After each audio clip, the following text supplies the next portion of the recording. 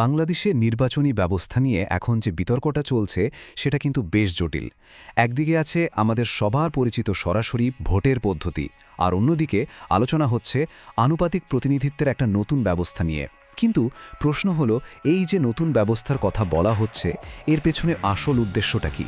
শুধুই কি গণতন্ত্রের উন্নয়ন, নাকি এর আড়ালে অন্য কোনো রাজনৈতিক হিসাব নিকাশ কাজ করছে? চলুন এই উত্তপ্ত বিতর্কের গভীরে ঢোকা যাক। আর এই বিতর্কের একেবারে কেন্দ্রবিন্দুতে আছে বেশ বিস্ফোরক একটা মন্তব্য। রাজনৈতিক ব্যক্তিত্ব এম.এ. আজিজ সরাসরি গ্যারান্টি দিচ্ছেন যে দেশের অন্যতম বড় একটি রাজনৈতিক দলের শীর্ষ 2 নেতাই নির্বাচনে হেরে যাবেন। কিন্তু কথা হচ্ছে, এত বড় একটা গ্যারান্টি তিনি দিচ্ছেন কোন সাহসে? কিভাবে তিনি এতটা নিশ্চিত হচ্ছেন? চলুন তাহলে প্রথমে একটু খতিয়ে দেখি কেন এই ভবিষ্যৎবাণীটা এত আলোড়ন তৈরি করেছে, আর ঠিক কাদের নিয়ে এই কথাটা বলা হচ্ছে। দেখুন, এম.এ. আজিজ কিন্তু এখানে রাগঢাক না করেই সরাসরি জামায়াতে ইসলামের 2 জন শীর্ষ নেতার কথা বলছেন। তার পরিষ্কার দাবি হল, দলের আমির যদি সিলেট থেকে দাঁড়ান আর সেক্রেটারি জেনারেল যদি খুলনা থেকে সরাসরি নির্বাচনে লড়েন, তাহলে তাদের দুজনেরই পরাজয় মোটামুটি নিশ্চিত। আর এখানেই কিন্তু পুরো বিতর্কের আসল পয়েন্টটা লুকিয়ে আছে। ব্যাপারটা হলো, এই যে হারের ভবিষ্যৎবাণী, এটা কিন্তু শর্ত ছাড়া নয়। বক্তার কথা অনুযায়ী এই নেতাদের হার নিশ্চিত হবে শুধুমাত্র যদি বর্তমান নির্বাচনী ব্যবস্থা অর্থাৎ ওয়েস্টমিনস্টার সিস্টেম চালু থাকে। তার মানে সিস্টেমটা যদি বদলে যায়, তাহলে খেলার ফলাফলও কিন্তু পুরো পাল্টে যেতে পারে। তাহলে প্রশ্ন আসে, এই বিকল্প ব্যবস্থাটা আসলে কি, জানিয়ে এত কথা হচ্ছে? আজিজের ভাষ্যমতে এটা এমন একটা কৌশল যেটা ব্যবহার করে সরাসরি নির্বাচনে না জিতেও সংসদে জায়গা করে নেওয়া যায়। চলুন কোনো দিকে না গিয়ে একেবারে নিরপেক্ষভাবে দুটো সিস্টেমকে একটু বোঝার চেষ্টা করি। তো এখনকার সিস্টেমটা কি, যেটাকে ওয়েস্টমিনস্টার সিস্টেম বলা হচ্ছে? খুব সহজ করে বললে, এই সিস্টেমে ভোটাররা নিজের এলাকার জন্য একজন নির্দিষ্ট প্রার্থীকে সরাসরি ভোট দেন, ব্যাস। মানে এখানে প্রার্থীর নিজের জনপ্রিয়তা, এলাকার মানুষের সাথে তার যোগাযোগ, এটাই কিন্তু আসল কথা। আর এর ঠিক উল্টো দিকেই আছে আনুপাতিক প্রতিনিধিত্বের ব্যবস্থা। এখানে কিন্তু ভোটাররা কোনো ব্যক্তিকে ভোট দিচ্ছেন না, ভোট দিচ্ছেন সরাসরি একটা দলকে, তাদের মার্কা দেখে। একটা দল সারা দেশে যত % ভোট পাবে, সেই অনুপাতে সংসদে সিট পাবে। যারা এই সিস্টেমের পক্ষে, তাদের যুক্তি হলো, এতে কোনো ভোট নষ্ট হয় না।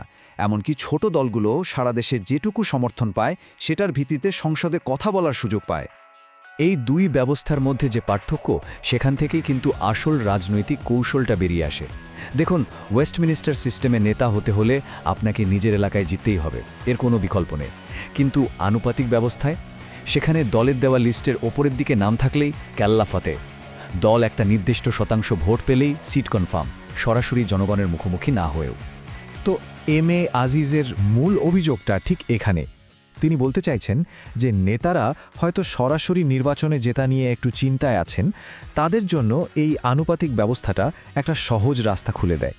এটা তাদের জন্য সংসদে ঢোকার একটা সেফ প্যাসেজ বলা যেতে পারে। আর ঠিক এই জায়গা থেকেই এম.এ. আজিজ ডাবল স্ট্যান্ডার্ড বা দ্বৈত নীতির একটা প্রশ্ন তুলছেন। তিনি অভিযোগ করছেন যে জামাতে ইসলামী একই সাথে 2 নৌকায় পা রেখে চলার চেষ্টা করছে। তার এই অভিযোগের পক্ষে তিনি একটা সংখ্যাকে প্রমাণ হিসেবে হাজির করছেন, 300। ব্যাপারটা হলো, জামায়াতে ইসলামী একদিকে যেমন আনুপাতিক ব্যবস্থার পক্ষে কথা বলছে, ঠিক অন্যদিকে তারা কিন্তু দেশের 300টা আসনের জন্যই প্রার্থী ঠিক করে রেখেছে। মানে বর্তমান সিস্টেমে নির্বাচন হলেও তারা পুরোপুরি তৈরি। আর এতেই কিন্তু একটা বড় প্রশ্ন তৈরি হচ্ছে, যদি একটা দল 300 আসনেই লড়াই করার জন্য এত আত্মবিশ্বাসী থাকে, তাহলে তাদের আবার আনুপাতিক ব্যবস্থার দরকার পড়ছে কেন? এম.এ. আজিজের মতে এটাই হলো সেই ডাবল স্ট্যান্ডার্ড। তবে দেখুন, এই বিতর্কটা কিন্তু শুধু একটা দলের রাজনৈতিক কৌশল নিয়েই থেমে নেই। এর সাথে গণতন্ত্রের একটা খুবই মৌলিক প্রশ্ন জড়িয়ে আছে। ভোটারদের আসল প্রতিনিধি আসলে কে? যে নেতাকে এলাকার মানুষ সোজাসুজি ভোট দিয়ে জিতিয়েছে, তিনি, নাকি সারা দেশে ছড়িয়ে থাকা একটা বিচারধারার প্রতিনিধি? এই প্রসঙ্গে এম.এ. আজিজের একটা কথা কিন্তু বেশ ভাবার মতো। তিনি প্রশ্ন তুলছেন, ধরুন একটা দল সারা দেশে মাত্র 2% ভোট পেল, আর সেই জোরে সংসদে একটা সিটও পেয়ে গেল। কিন্তু সেই এমপি সাহেব আসলে কার প্রতিনিধি? কোন এলাকার মানুষের কাছে তিনি জবাবদিহি করবেন? অবশ্য যারা এই সিস্টেমের পক্ষে, তারা বলবেন ওই এমপি সাহেব আসলে সারা দেশে ছড়িয়ে থাকা ওই 2% মানুষেরই প্রতিনিধি, তাদের কণ্ঠস্বর, যা হয়তো অন্য কোনোভাবে সংসদে পৌঁছাতই না। নিজের বক্তব্যকে আরও জোরালো করতে তিনি বেশ মজার একটা উদাহরণ টেনেছেন। তিনি 11টা দলের একটা জোটের কথাও উল্লেখ করেছেন, যারা এই আনুপাতিক ব্যবস্থার একজন বড় সমর্থক।